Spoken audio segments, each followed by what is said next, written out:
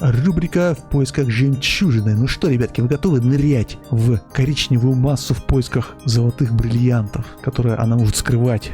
Попробуем запустить блок-аут. Немножко 3D тетриса, а потом посмотрим всякую дичь. Мне кажется, что это самый оптимальный способ поиграть в такой тетрис. Аркадную версию запустить. Потому что на Sega он какой-то без музыки. На Dendy он прототип. На Super Nintendo, по-моему, вообще нету. Значит, это у нас блок-аут. То есть блок выпал наружу. Вот здесь прям графон вообще кайфовый. Вот, кстати, управление. Ну, как видите, тоже вращение и падение. И тут даже какой-то этот есть персонаж. Давайте вот этот Warp Up. Я вот этот играл. Остальные режимы я пока не очень. Но скажу честно, играть тяжело, играть сложно. Потому что здесь еще есть ускорение.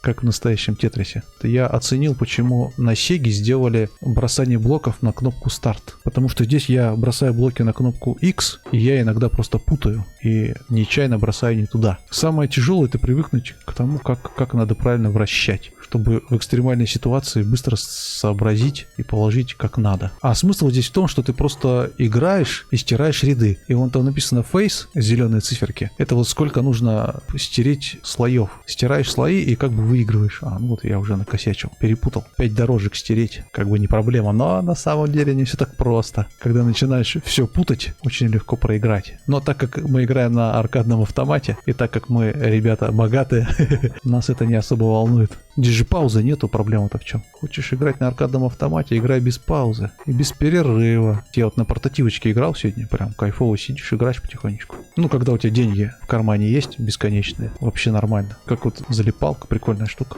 Ну, тут есть уровни, а разные уровни, там разная сетка. Как бы сетка меняется, то есть ты иногда должен вот такой квадратный уровень заполнять, иногда вытянутый. Еще там детальки добавляются, вообще мудреные, что ты охреневаешь просто. Что-то на Сегу мы смотрели в прошлый раз, но там даже музыки на фоне нету. Смысл такой же, какая-то графика бедная. А здесь прям и игра кайфовая, и не тормозит сильно. То есть, мне кажется, если играть в блок-аут, то для аркадных автоматов самая такая кайфовая версия. Оптимальный вариант самый. Блин, тяжело. Но с другой стороны, это как бы интересно. Мне лично обычно тетрис уже надоел давно. А вот тут, прикольно. Но надо именно немножко освоиться. Руку набить, и тогда нормально прям. Ну а что тут, проиграл, монетку закинул, играешь дальше. Не проблема. Ну, на самом деле, я не знаю, кто мог залипать на вот это в аркадном автомате. Деньги прям нести. Мне кажется, это не та игра, которую стоит все деньги скидывать, чтобы в нее играть. Это скорее такая консольная игра, чтобы дома просто позалипать. Тут не просто воображение, тут просто некоторые детали есть. Хрень такая летит. Ее, в принципе, сложно понять по этим контурам, что она из себя представляет. Где у нее там пустое место, где там у нее заполнено. Я вот лично вот в это играю. Мне прям понравилось. Потому что именно вот эта аркадная версия мне больше всего понравилась. Между сеговской, дендивской. На SNES почему-то нету. Давай теперь на Virtual Boy посмотрим. Virtual Boy'ский 3D Tetris. Но там совсем другая игра. Ну вот в Virtual Boy'ском, конечно, играть в него тяжело, но там мне нравится музыка. Музыка кайфовая. Пык-пык-пык, даже персонажи есть. Вот он, 3D Tetris. Так, ну тут я не совсем разбираюсь с этими режимами. На нормале. Вот, понеслась. Вот здесь вот всех укачивает. Вот, видите, она прям постоянно вот так плавает. Если нажать одну кнопку, ее еще и подбрасывает. И когда ты смотришь в эти очки, полностью погружен в процесс, то тебя укачивать начинает. Здесь, управление все перепутано, потому что у Virtual Boy этот геймпад весьма специфический. С управлением косяки какие-то. Ну и, короче, вот так вот мы потихонечку играем. В принципе, здесь не обязательно иметь 3D очки. Игра хорошо воспринимается даже без 3D. Тем более, что Virtual Boy не настолько сложный устройство, да, его же легко эмулировать. Мой дадыр сбоку. Ну да, вполне возможно.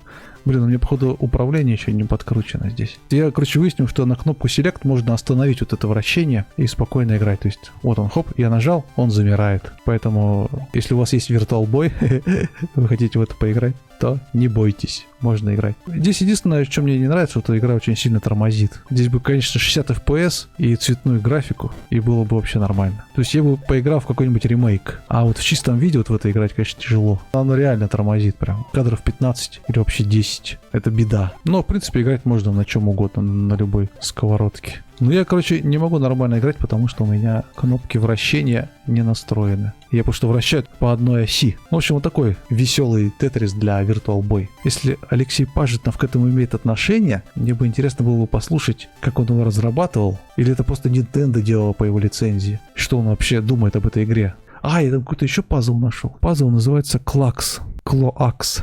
Очень хочется посмотреть игру. Пазл я вообще первый раз такой увидел. Конечно же, похоже на Тетрис. Но он есть также на Денди, на Супер Нинтендо. Даже на геймбой черно-белый есть. Вот он, клакс, он прям в лоб прям. Ну давайте в опции заглянем. А что музыки-то нету? Что за прикол?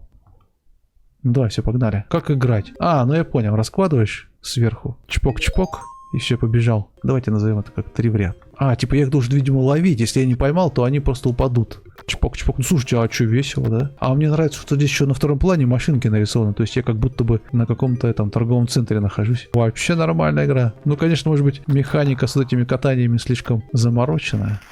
Да, что, я уже выиграл, да? Ну вот, я такие люблю пазлы. Хоп-хоп, и выиграл. Погнали дальше. Слушайте, ну они тут начинают потихонечку скорость-то возрастать уже не так челово. Слушайте, что-то, опа, я уже начинаю косячить. Слушайте, интересная игра, я вообще ни разу такой не видел. Кайфово, интересно. А чё, у меня ничего нету.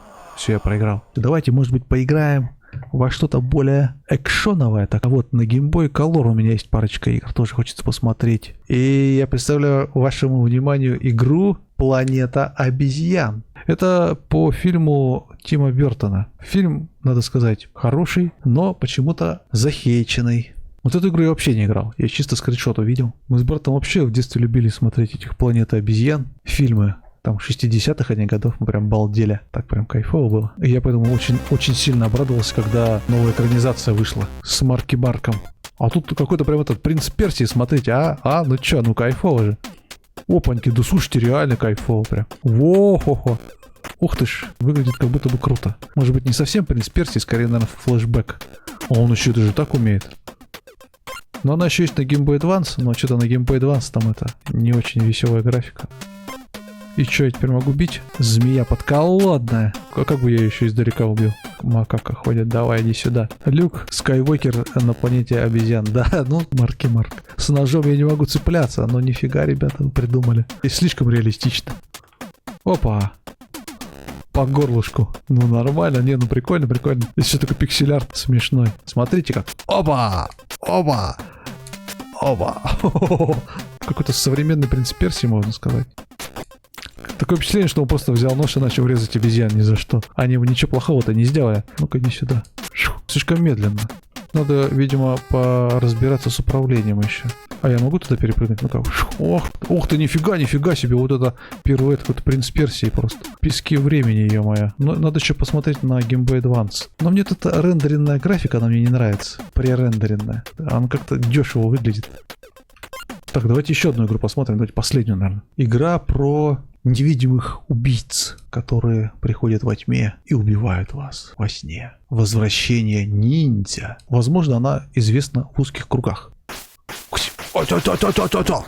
Во! Может быть, это типа что-то типа Ninja Gaiden, первая стадия. За кого там? Давайте за Саюри, что мы за женщину когда еще поиграем. Странно, там что-то неправильное. В деревне. Ты прав. У меня плохое чувство. Там у вас деревня говорит, какое у тебя плохое чувство. Очнись, женщина! Вигота Хари, надо поторопиться. Чик-чик. Так, удар, прыжок. Слушайте, ну... Ух ты, елки, истратил на селект. А бегать умеешь? Нет? А, я тебя увидел. А, это что, стелс, что ли? А лису тоже убивать надо. О, нифига себе! Опа! Не, ну вы видели, а? Акробатика. А, перепрыгнул. Нормально. Попахивает шиноби. На тебе по жопе, мужик. А, хотите, я покажу пируэт? Ну-ка. Опа! Ха-ха. Ах ты гадина. Ну, какое-то немножко управление, как будто бы тягучее какое-то. Как будто она тяжелая очень. Но я как настоящий ниндзя должен незаметно прокрасться. Опа! Смерть сверху.